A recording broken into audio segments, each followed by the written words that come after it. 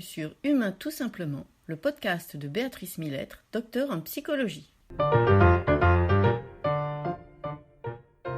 Aujourd'hui dans Humain tout simplement, des personnages inspirants. On a souvent l'idée que notre construction est sous l'influence principalement de nos parents. Alors c'est vrai, mais c'est pas tout à fait juste. Donc c'est vrai que les parents nous marquent de leurs valeurs qu'ils nous transmettent, de l'influence qu'ils ont sur nous parce qu'on vit avec eux en permanence. Mais c'est pas parce que finalement, à un moment donné, ils vont être un peu pris en défaut, que leur éducation ou l'instruction qu'ils nous donnent ne va pas correspondre à ce qui est le plus approprié pour nous, que ça va nous marquer défavorablement, j'ai envie de dire, pour toute notre vie. Bien sûr, ça va nous marquer, ça laissera une cicatrice qui sera en permanence présente dans notre esprit, mais c'est pas pour autant qu'on grandira de travers ou complètement de travers. On a tous cette capacité, plus ou moins d'ailleurs, mais on l'a tous, à retomber sur nos pattes. Pourquoi aussi ? Parce que nous sommes plus que la moitié de chacun de nos parents, de nos géniteurs, et que nous rencontrons autour de nous, tous les jours, quotidiennement, des gens. Donc nous rencontrons des gens, virtuels ou réels d'ailleurs, qui nous influencent, qui nous marquent, qui nous inspirent, qui nous tirent vers le haut, qui nous montrent des exemples, qui nous donnent envie de leur ressembler, et qui finalement vont peut-être plus ou au moins autant que nos parents contribuent à notre construction. Alors ces gens, ça va être nos amis, ça va être les parents de nos amis quand on est jeune, qui vont représenter un modèle qu'on a envie de suivre, ou à qui on a envie de ressembler, ou qui vont nous transmettre les valeurs que peut-être vont faire défaut chez nous, ou d'autres valeurs d'ailleurs, même si ça ne fait pas défaut chez nous, vont contribuer à nous montrer un chemin différent qui nous correspond peut-être un peu plus.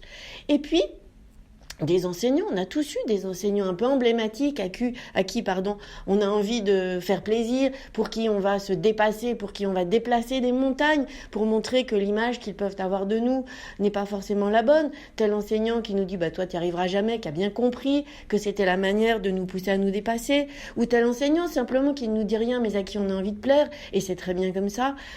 Et puis, tous ces personnages virtuels, des personnages de littérature, des Arsène Lupin, à qui on a envie de ressembler d'une façon ou d'une autre, qui nous montrent un chemin, évidemment, irréel et complètement rêvé, mais qui peut se transformer en un projet et finalement se concrétiser dans une vie sans pour autant ressembler complètement à cet exemple-là.